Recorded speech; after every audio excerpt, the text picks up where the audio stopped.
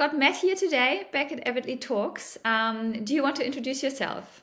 Yeah, so I'm Matt. I'm a CRM strategist here at Avidly. I've worked with CRM, not just HubSpot, but I've worked across Salesforce, Dynamics, bespoke CRMs in this space for well over 10 years now. I've worked both in-house and agency, and I've been at Avidly since October.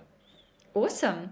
And you are going to tell us a little bit about sales workplace replacing the prospecting workspace in HubSpot, right?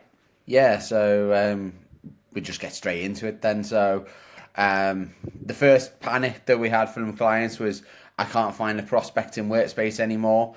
And the sort of reason for that is that HubSpot had been trialing basically making the prospecting workspace a little bit more user friendly, a little bit easier. So back in the day, before any of the workspaces existed, salespeople had to go from deals to tasks to lists. So their day to day was literally running around, clicking different windows, potentially checking different apps. Whereas the new refresh sales workspace, which has I think been out now for 6, 7 weeks since it changed, it literally changed overnight. You had prospecting on the Tuesday, on the Wednesday it was sales. But from there, when you've got everything connected, so your emails, your calendar, and things like that, salespeople will actually be able to see all their deals in one place. They can see all their meetings. They can see all of their open tasks, and it just allows them to see everything all in one centralized hub. So, if you're a bigger sales team and there's lots of deals going on, they're all at different stages of the pipeline, different stages of the funnel.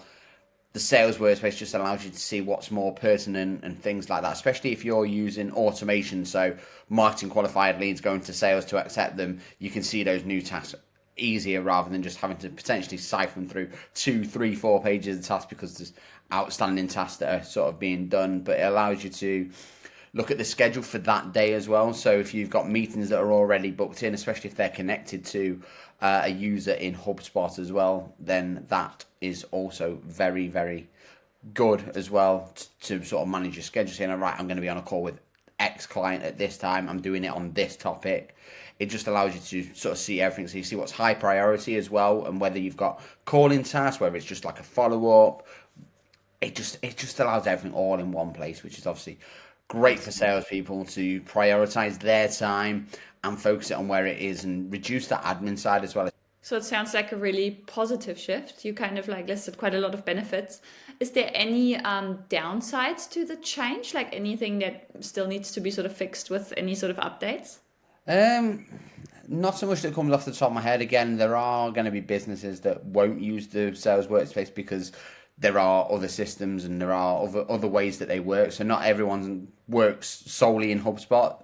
You'll see people who may use marketing in other platforms that are not HubSpot. They may have other processes outside of HubSpot, so it wouldn't work 100% for them, but it's always a great start. So obviously managing your schedule, managing your tasks, managing your deal priorities, it's obviously a massive positive, especially if you're, a sales team with a lot of different sort of deals to progress, really. Awesome. Well, thank you so much for the insight, and I'll talk to you soon. Thank you very much. Follow us on LinkedIn for more expert insights every week.